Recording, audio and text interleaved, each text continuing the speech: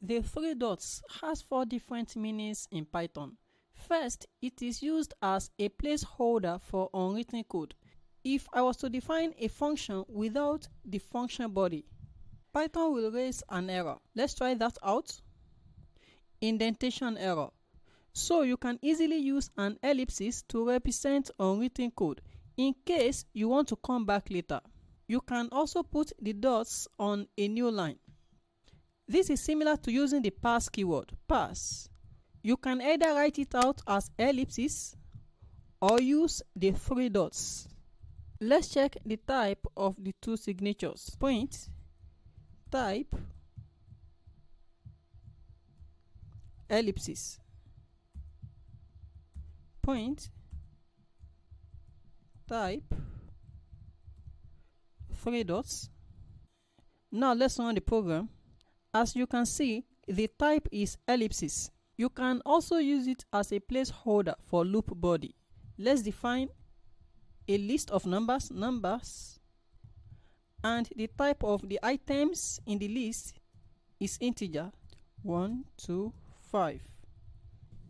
So we can say for each in numbers, this can serve as a placeholder for the loop body.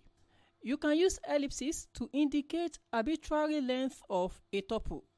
To annotate a tuple, we need to bring in a colon followed by the type, which is a tuple. Next, we need to specify the type of each item in brackets. So the type of the first item is int, the type of the second item is also int, and the third is an integer. It will become difficult to list the type of the individual item as the tuple grows bigger. So the shortcut is to indicate the type of the tuple as the first element in the brackets. The next element will be ellipses. This means this tuple will contain a variable length of integers.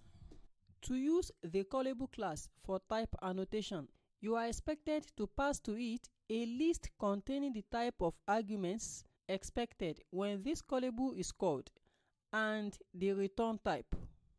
We are passing a callable to the greet function. The callable returns none, but it takes no arguments. If I was to run mypy on this code, it will raise an exception.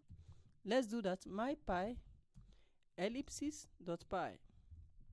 As you can see, argument 1 to greet has incompatible type. This means the function passed to the greet function takes no arguments, but it returns none.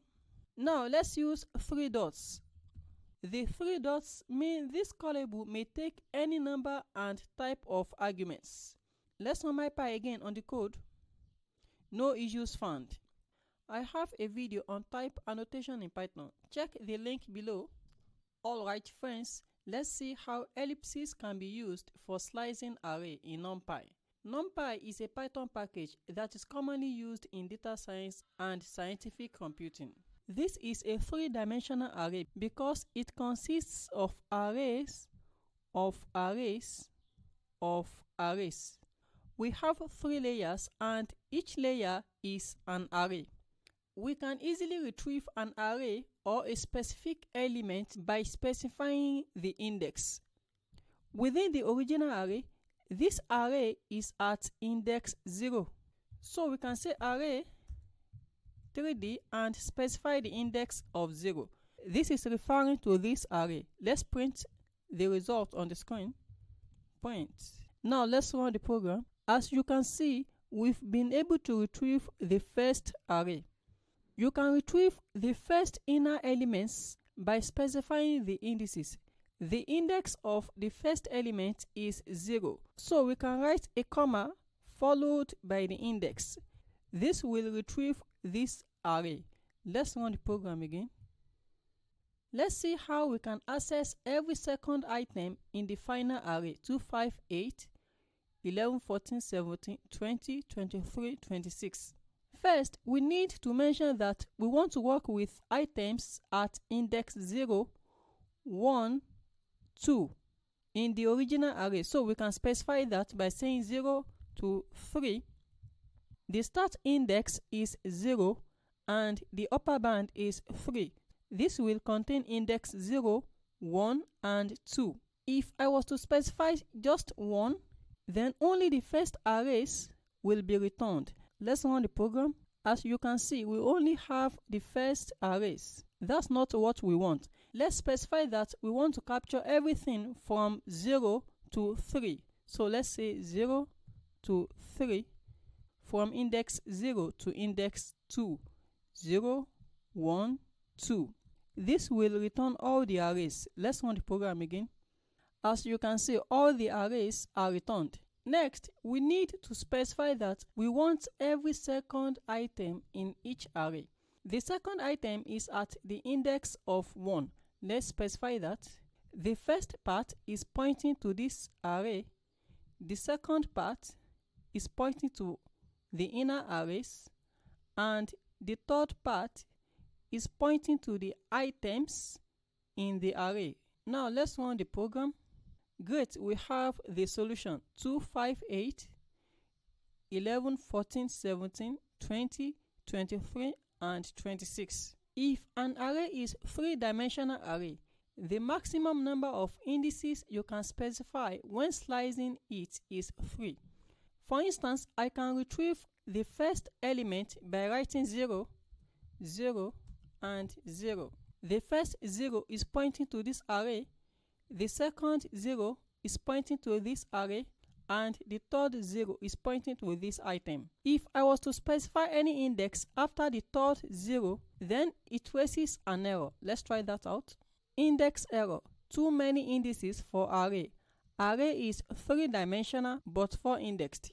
When you specify a number of indices less than the maximum allowable indices, the missing indices are considered complete slices. For instance, if you specify just a single index out of the 3 maximum indices, the missing indices are considered complete slices. So this is the same as writing 0, index of 0, and the second index should be this, and the third index is this.